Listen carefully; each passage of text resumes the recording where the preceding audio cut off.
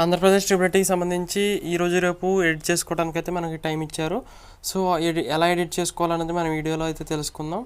So మనకి edit option అనేది వెబ్సైట్లో రైట్ సైడ్న టాప్ అని అయితే ఎడిట్ ఆప్షన్ అయితే ఉంది. మీరు ఆ ఎడిట్ ఆప్షన్ క్లిక్ చేసి మీరు మీ transaction ID plus mobile number plus hall ticket number అనేది ఎంటర్ చేయాలి. సో నేను ఎలా ఎడిట్ చేసుకోవాలి ఏంటనేది నేను ఆల్రెడీ ఇందాక పోస్ట్ చేసిన వీడియోలో అయితే చెప్పాను. 10కి వీడియో పోస్ట్ చేశాను. ఆ వీడియో ఎవరైతే చూడలేదో ఒకసారి వెళ్ళి చూడండి, మీకు కొంచెం క్లారిటీ వస్తుంది ఎలా ఎడిట్ చేసుకోవాలని. సో ఎడిట్ చేయకముందు మనం ఏం చేయాలన్నది ముందు చూద్దాం.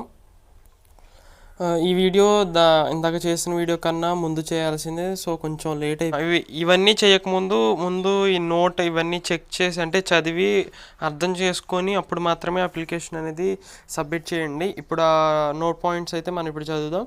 Edit option will be enabled only for one time, hence verify all the details before submission.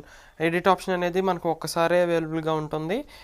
మీరు తర్వాత తప్పుగా ఏమైనా పెట్టేసి మళ్ళీ అప్లికేషన్ సబ్మిట్ చేస్తే మాత్రం మీకు తర్వాత ఒకవేళ ఎడిట్ చేద్దామన్న అప్లికేషన్ ఆల్రెడీ సబ్మిటెడ్ అని మీకు ఆప్షన్ అయితే చూపిస్తుంది. సో మీరు తర్వాత సబ్మిట్ చేసుకోవడానికి అయితే ఉండదు. సో మీకు తర్వాత ఎడిట్ చేసుకోవడానికి అయితే ఉండదు. సో ఇప్పుడే మనకి టైం ఇచ్చారు కాబట్టి ఇప్పుడే జాగ్రత్తగా చూసి ఫిలప్ చేయండి. ఎడిట్ చేసేటప్పుడు కూడా కరెక్ట్ బిట్ని మళ్ళీ తప్పుగా మార్చకండి, కరెక్ట్గా చెక్ చేసుకోండి. ప్రతి ఆప్షన్ అయితే క్లియర్గా వెరిఫై చేసుకొని అప్పుడు మాత్రమే సబ్మిట్ బటన్ నొక్కండి.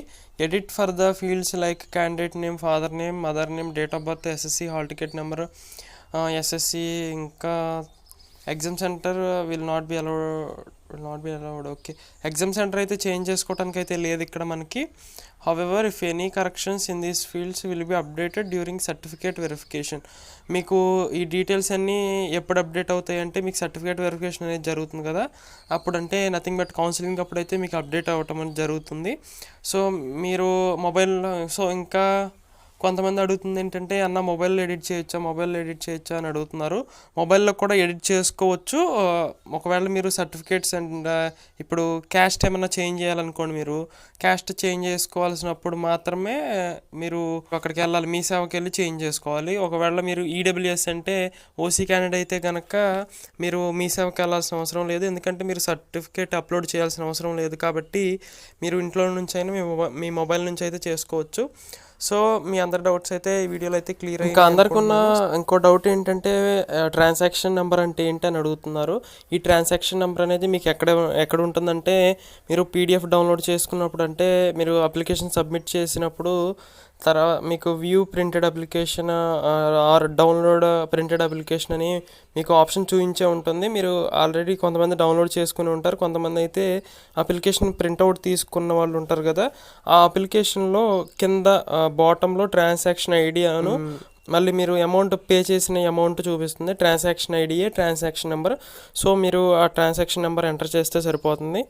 Thank you.